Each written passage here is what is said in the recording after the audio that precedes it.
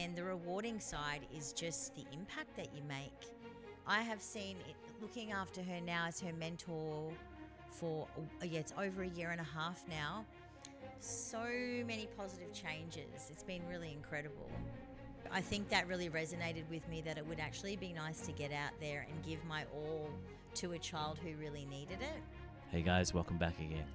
And in today's episode, I was so honored to have Natalie join me at the round table and share insights about a mentoring program she's involved with, which is part of the Connect Kids organization that are making a huge impact in the community of the Sunshine Coast. But look, stick around to hear her story and what she shared with me, but also insights about how you can get involved in volunteering too. So without further ado, let's get to it. Hey guys, welcome back to another brand new episode of The Round Table. Today I'm here in the lovely Coolum area, which I'm also honored to be joined by my lovely guest Natalie, who's part of a mentoring group with Connect Kids. But before we kind of dive into her story and learn more about the work that she was doing, as always, the Round Table symbolizes a safe space where stories are shared, voices heard, and lessons learnt. So pull up a seat and join me on the journey, because every story shared here matters. Natalie, welcome to the Round Table. Thank you so much for having me. So I have been mentoring with Connect Kids. They're a Maroochydore-based nonprofit for about a year and a half now. So my journey is quite interesting. I'm from Coolum, born and bred, but I lived overseas for nearly 20 years in China and Hong Kong, and I had just like crazy corporate high-stress roles. And at the end of... What were you doing during those times? I was global sales director for a global gift company. So we put together global gift solutions for all of the seasons, for Christmas, Easter, Valentine's Day, Mother's Day, Father's Day. But Christmas was obviously the largest portion of our gifting program. So I worked for a company that turned over around 200 million Australian dollars. So it was quite significant. Ran a really large global team of more than 50 people. I lived in China for 7 years full-time, and then I lived in Hong Kong for 11 years full-time. And at the end of 22, I had an opportunity with my CEO at the time to get an exit plan and relocate back here permanently, and I guess go into retirement of sorts. So I took a long sabbatical because I'd been working 60-hour weeks for nearly 20 years, and just had a bit of space just to rethink what I wanted to do. And then it just came upon me after a few months that I needed to give back to the community. My husband and I had been fortunate with our financial situation, so I didn't need to go back to work full time. I was in a very blessed position. So it was like, well, what can I do to give back to the community? And so I spent about 6 months or more searching. And then finally one day I found Connect Kids randomly. I don't even know, I can't even remember now. It would have just been a Google search, popped up, contacted them. I had to go through an application process. Obviously you get like tightly screened to make sure that the kids are going to be safe with whoever their mentor is. Then you have a training session with some other mentors that were coming on board at the time. And then within, I think it was only like a week or so, I got allocated a little girl. I probably won't say her name for privacy reasons, but a little girl who was 11 years old at the time, and I've been her mentor now for over a year and a half. So she's just turned 13. And it's amazing. It's amazing. I've become very close with her family, her dad and her 2 brothers. I wouldn't look back now. I would encourage everybody to do it. I appreciate you kind of summing that all up in so many words. But do you mind just kind of telling us a little bit about yourself? Like, who is Natalie?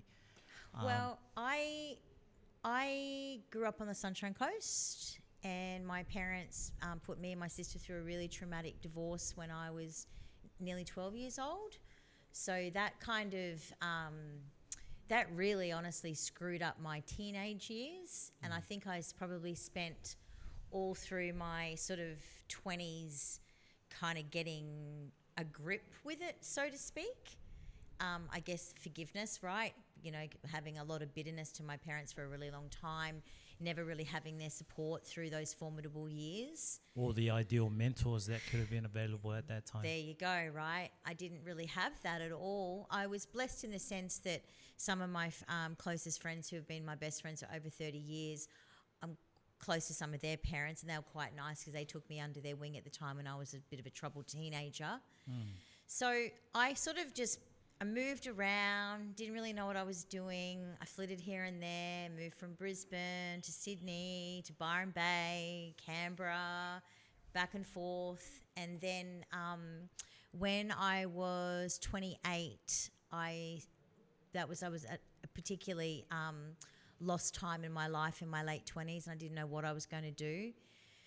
We'd had a lot of different traumatic stuff that had happened in the family, and I remember one morning going and getting back in the day when the classifieds had all the jobs, right? You didn't look online then. There was no such thing as that. You went and got the newspaper. And so I got the Courier Mail, and I was looking at jobs in the city. I was thinking, oh, maybe I'll move back to Brisbane, because at that stage I'd come back up here, and I'd been here for about a year. Anyway, there was this big ad, and it said, teach English in China.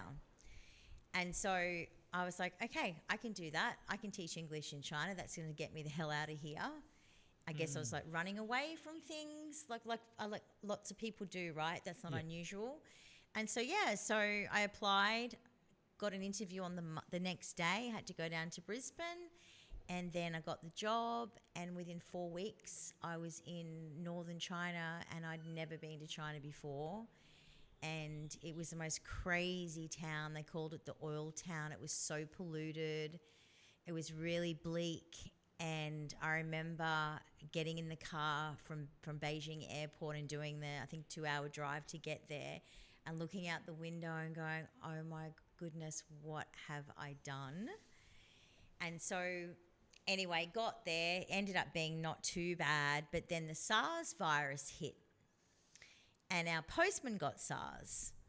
So we all got put into lockdown. And this was lockdown back in, 2003, before anyone knew all the COVID crap that started, what was that, 2020? People hadn't really heard of that before. So we got locked down for 2 weeks, and then we couldn't work. And how we made our extra money was we got a base salary, but that was only just enough to eat. It wasn't enough to pay a mortgage or anything like that. And I had a mortgage back here. You made all of your money from the overtime.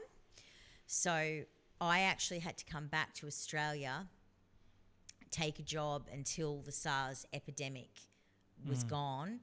And then I ended up going back after about 3 months, I think it was. And then from there, I taught English for a couple of years, and then I just moved into business. I just thought, I can, maybe do like an eBay store. I'm, going past these factories all the time, started going to trade fairs just in my own free time, just for entertainment purposes. And so that's kind of how my career started, was just me doing ad hoc trading on eBay, selling stuff back here and just shipping it in and then putting it online, to then being given the opportunity to have my first like real proper corporate job with the big factory group over there. And that's, kind of how it all started for you. That's how it all started for me, so that would have started for me when I was 30. And so then, by the time I was, 48, I was in a position where I could almost retire. So when was that turning point for you to wanting to find a way to give back to the community, or even to volunteer? Yeah, it was pretty much not long after I finished my last role, because my last role was all-consuming. It took up my whole life. I never had any real time for family or friends across the 7 years in that particular role. And so I think once I'd stopped, I kind of really didn't know what to do with myself. And I also had to reassess who I was as a person, because I'd always been Natalie in that role, not just Natalie without any kind of tag of,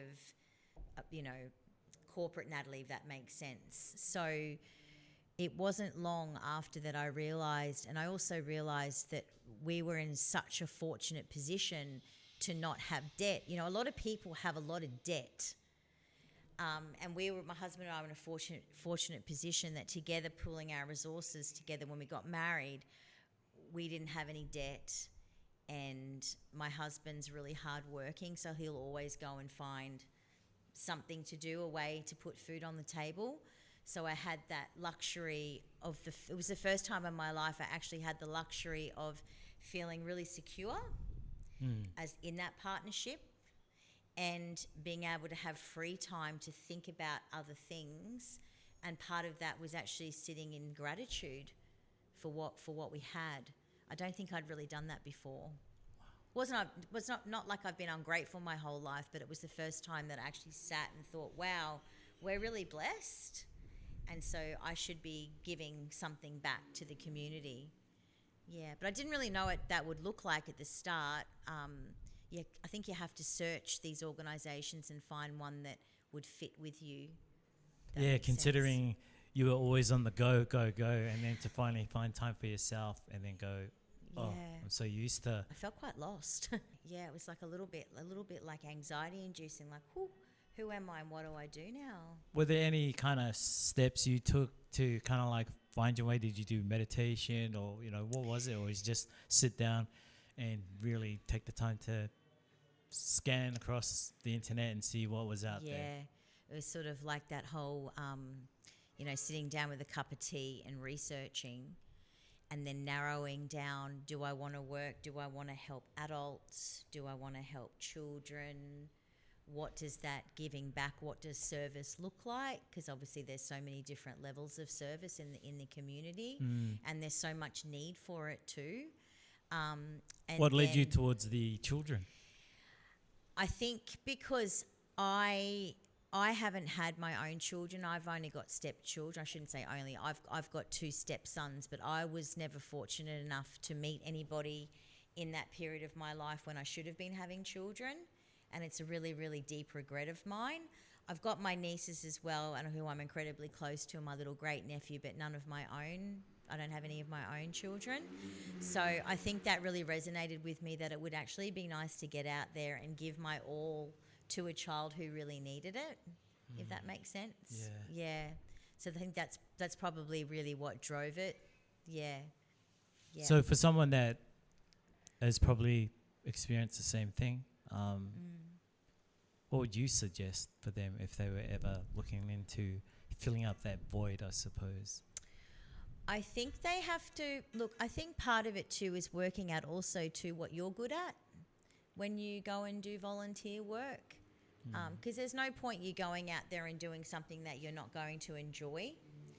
Hey guys, thanks again for tuning back in. And if you're finding value in today's show, then please hit that like button, subscribe, and share with someone you know could possibly benefit from what you've heard from today's show.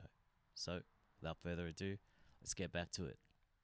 And I mean, there's so many different roles out there for volunteers. So I think it's working out maybe what your skill set is and how you can add more value to an organisation that needs volunteers.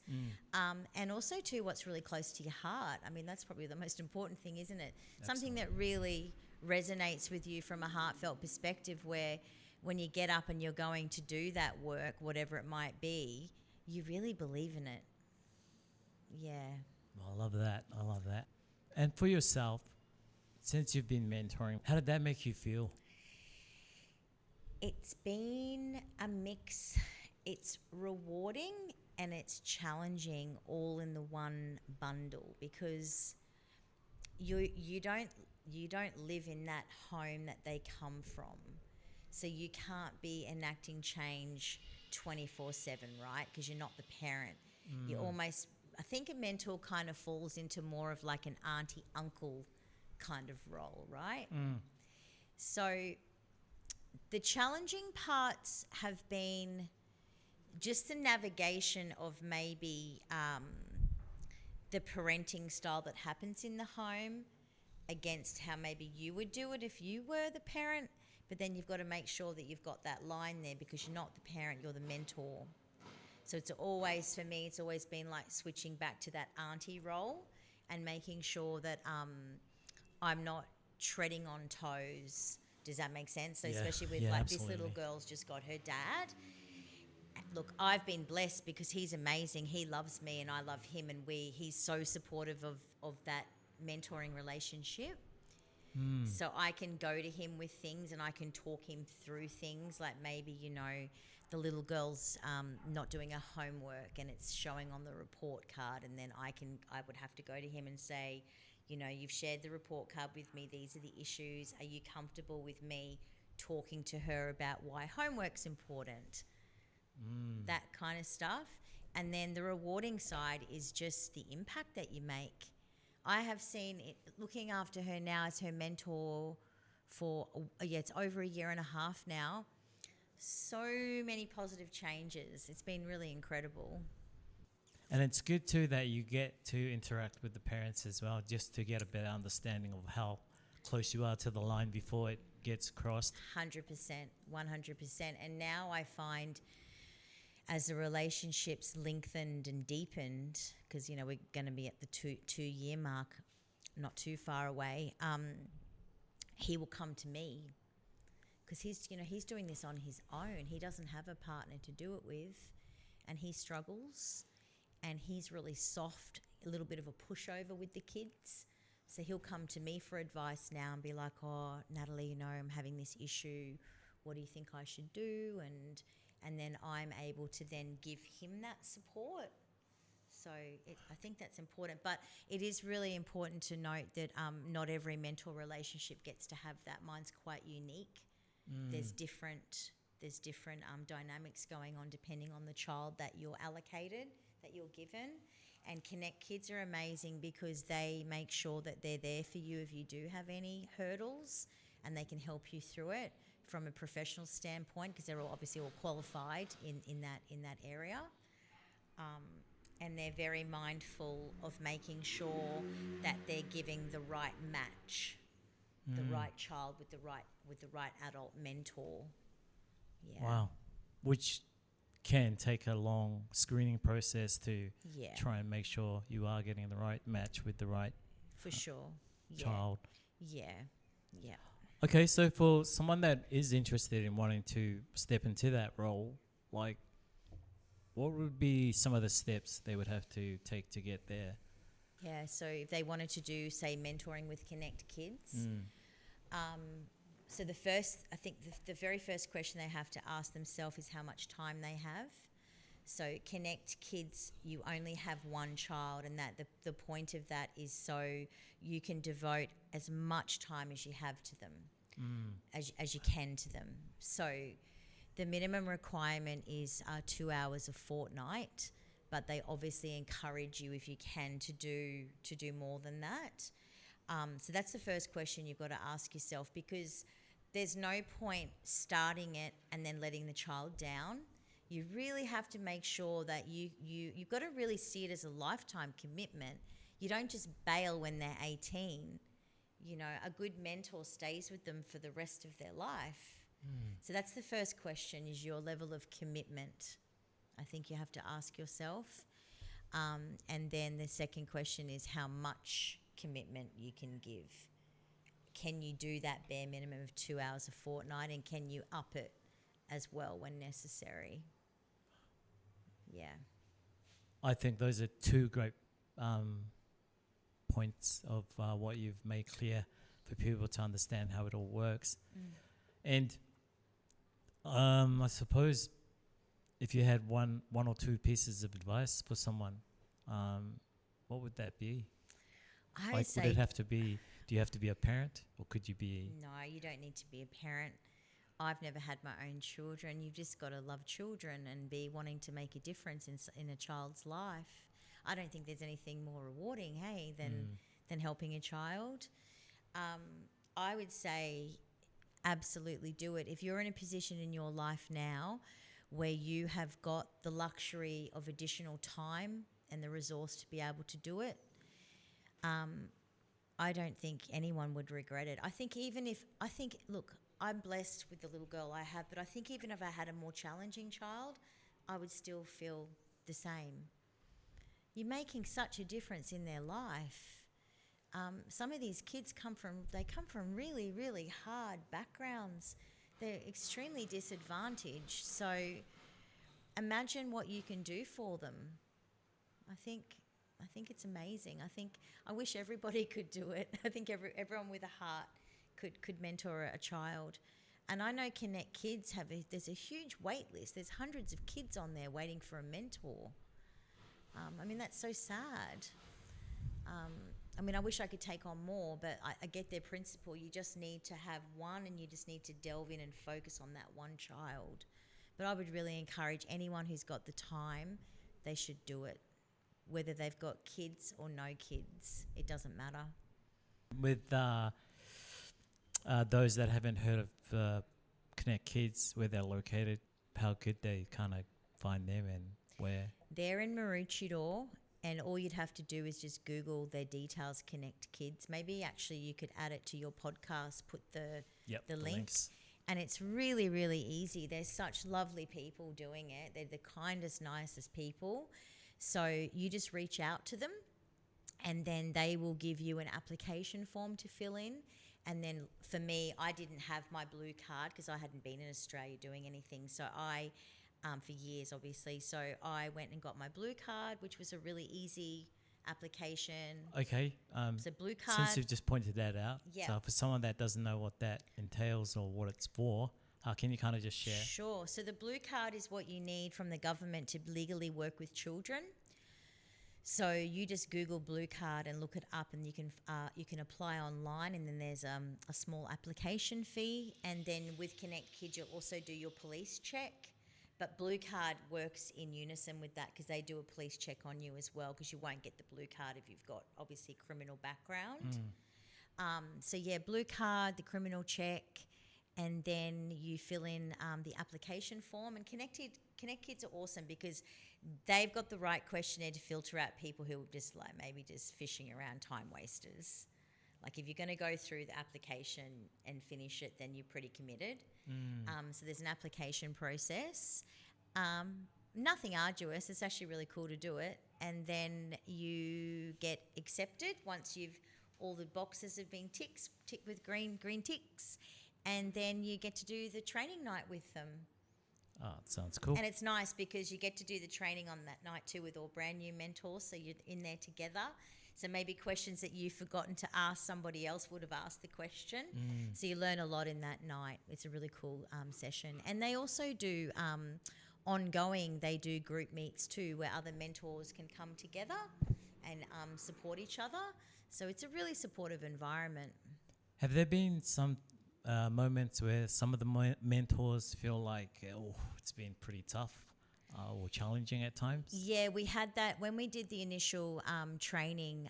We were sort of given a few examples of that, because some of the kids really come from really, really, really hard backgrounds. But I think the data shows that if you stick at it and you don't give up on them, you will see change, and it will be positive. There might be a few little speed bumps to get there, but I think the key point of being a mentor and a good mentor is don't give up. Don't abandon that child just because one outing might be a little bit challenging, and you might come home feeling a little bit bruised, your ego maybe, because it hasn't worked out exactly how you wanted it to go that day, and maybe they've been a little ungrateful and a little bit of unappreciative, but come on, they're kids. Even adults do that. Yeah, absolutely. You know what I mean? So, So I think the key is just don't give up. Yeah. And just do it. It's the most rewarding thing I've ever done. It's really the most important thing I've ever done. All the other stuff I did, making men millions and millions of dollars, doesn't mean anything. This is what matters, helping children. I reckon that's beautiful. Thank you. And look, before we wrap up, any final thoughts? I think that the world is complicated. I feel that the world, although it's still filled with beauty, there's a lot of darkness. And I think as a community, including things like what you're doing here, is so important, and actually getting out the message for like companies like or organized not non-for-profit organizations like for Connect Kids. Those of us that have the capacity to help, we need to do that. We need to stop being selfish, and we need to be more selfless, and we need to look around our community and give back how we can, even a small amount, it doesn't matter, just give back. It's really important. If you wanted someone to maybe get a hold of you as well. Yeah, I'm absolutely fine if you would like to put my contact details on your podcast. Yeah. So anyone out there who wants to ask me any questions about the mentoring experience, the good, the bad and the ugly, I am more than happy to have a candid discussion with them. And even like if they join too and they end up becoming a mentor, I'm happy to help them ongoing with any questions that they might have. Support. This has been an absolute pearl of an episode. Thank you, Natalie, for joining me at the round table, and I do appreciate you sharing your wealth of knowledge of what you've done. Some of the steps that you were able to break down for anyone that may be interested is absolutely gold. So thank you so much for having me. It's been a pleasure, and just amazing work that you're doing. Well done. Keep it up. Don't give up.